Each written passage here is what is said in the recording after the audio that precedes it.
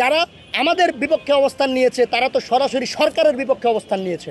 কোনো মন্ত্রণালয় অসুস্থ হয় তার জন্য ঢাকা সেন্ট্রাল ইউনিভার্সিটি প্রশাসন সম্পূর্ণ দায়ী থাকবে। বিভিন্ন জায়গায় গিয়েছে এবং মত বিনিময় সভা করেছে, সেইখানে 22, 23 এবং 23, 24 সেশন কেউ ঢাকা সেন্ট্রাল ইউনিভার্সিটিতে আসতে দ্বিমত পোষণ করে নাই।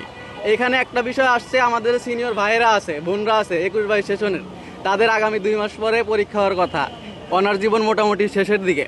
তো সেক্ষেত্রে তাদের একটা অংশ চায় যে এই মুহূর্তে নতুন কোনো ইউনিভার্সিটিতে না গিয়ে তাদের সেশনটা শেষ করতে। তো সেক্ষেত্রে 21, 22 সেশনের একটা পক্ষ চাচ্ছে যে ঢাকা সেন্ট্রাল ইউনিভার্সিটির পরীক্ষা দিতে, আর একটা সেশন চাচ্ছে ঢাকা ইউনিভার্সিটির আন্ডারে পরীক্ষা দিতে। তো এই ক্ষেত্রে যেখানে 22, 23 সেশন এবং 23, 24 সেশনের ঢাকা সেন্ট্রাল ইউনিভার্সিটিতে আসতে কোনো দ্বিমত নেই, সেক্ষেত্রে ঢাকা সেন্ট্রাল ইউনিভার্সিটির প্রশাসন কাদের চক্রান্তে গতকাল এরকম নোটিশ প্রকাশ করলো? যেহেতু আমরা সবাই চাচ্ছি যে ঢাকা ইউনিভার্সিটি থেকে ঢাকা সেন্ট্রাল ইউনিভার্সিটি আসতে, এবং এই যে ঢাকা সেন্ট্রাল ইউনিভার্সিটি, এটার জন্ম হয়েছে কোথা থেকে? রানিং সেশনের সকল সমস্যা দূরীকরণের লক্ষ্যে ঢাকা সেন্ট্রাল ইউনিভার্সিটির সৃষ্টি। তো এইখানে ঢাকা সেন্ট্রাল ইউনিভার্সিটি একটা নোটিশ দিতে পারতো, যেহেতু 21, 22 সেশন থেকে একটা পক্ষ দ্বিমত পোষণ করতেছে, যেহেতু তাদের একাডেমিক কেরিয়ার মোটামুটি শেষের দিকে, পরীক্ষা আসন্ন খুব সন্নিকটে, সেই ক্ষেত্রে তারা এরকম নোটিশ প্রকাশ করতে পারতো যে 21, 22 সেশন থেকে আমরা হয়তো গণস্বাক্ষর নিতে পারি, যারা কিনা গণস্বাক্ষরের মাধ্যমে যারা সুস্পষ্টভাবে বিজয় হবে তাদের ওই বিজয়কে অথচ ফলাফল হিসাবে ধরে আমরা ঢাকা সেন্ট্রাল ইউনিভার্সিটি আনবো, কি ঢাকা ইউনিভার্সিটির আন্ডারে পরীক্ষা দিবে, এরকম একটা কর্মসূচি বা এরকম একটা নোটিশ তারা প্রকাশ করতে পারতো। কিন্তু আমরা দেখতে পারতেছি 7 কলেজের যে শিক্ষা সিন্ডিকেট আছে এবং কিছু শিক্ষকরূপী দালাল আছে এবং কিছু শিক্ষার্থী দালাল, এদের মতামতের ভিত্তিতে এবং এদের অপপ্রচারের ভিত্তিতে 22, 23 সেশন এবং 23, 24 সেশনকে অ্যাড করে এই যে একটা কালকে নোটিশ প্রকাশ করা হলো, এই নোটিশের বিরুদ্ধে আমরা শক্ত অবস্থান কর্মসূচি পালন করব।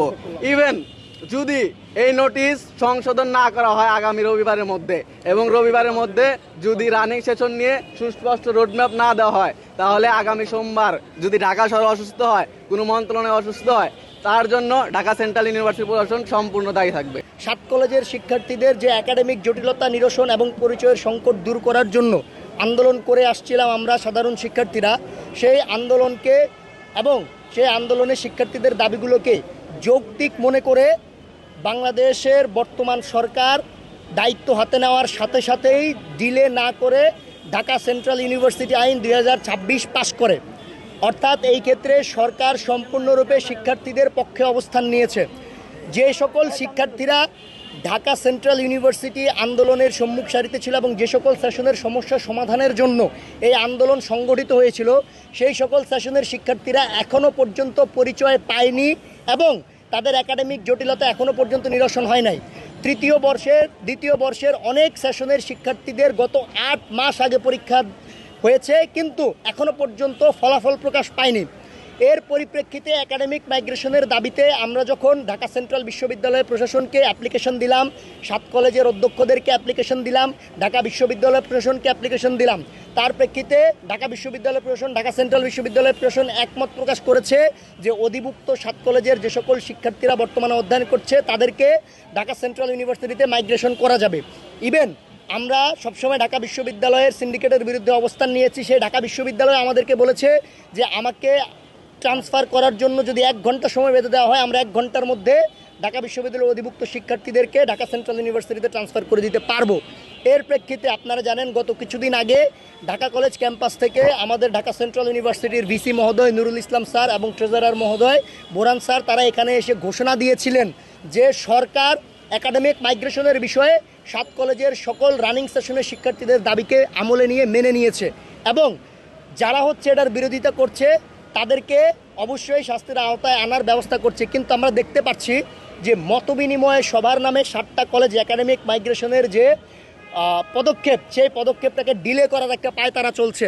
ইভেন আমরা কিন্তু এখনও পর্যন্ত সহাবস্থানে আছি, কারণ আমরা জানি সরকার আমাদের বিপক্ষে নয়, শিক্ষা মন্ত্রণালয় আমাদের বিপক্ষে নয়, ঢাকা বিশ্ববিদ্যালয় আমাদের বিপক্ষে নয়, ঢাকা সেন্ট্রাল বিশ্ববিদ্যালয় আমাদের বিপক্ষে নয়। তাহলে যারা আমাদের বিপক্ষে অবস্থান নিয়েছে তারা তো সরাসরি সরকারের বিপক্ষে অবস্থান নিয়েছে।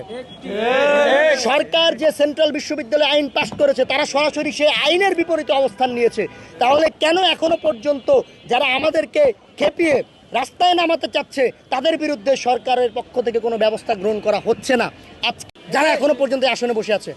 তাই আমাদের সরকারের প্রতি উদাত্ত আহ্বান, আপনারা যেহেতু আমাদের যৌক্তিক দাবির পক্ষে অবস্থান নিয়ে সেন্ট্রাল বিশ্ববিদ্যালয় আইন পাশ করেছেন, এখনও যেহেতু আমরা আমাদের একাডেমিক জটিলতা নিরসন এবং পরিচয় সংকট দূর করতে পারি নাই, আপনারা অতি দ্রুত এই মাইগ্রেশনের বিষয়ে পদক্ষেপ নেন। না হলে ঢাকা শহর যদি অস্থিতিশীল হয়, এর দায় ঢাকা সেন্ট্রাল বিশ্ববিদ্যালয় প্রশাসন এবং 7 কলেজের শিক্ষা সিন্ডিকেটকে নিতে হবে।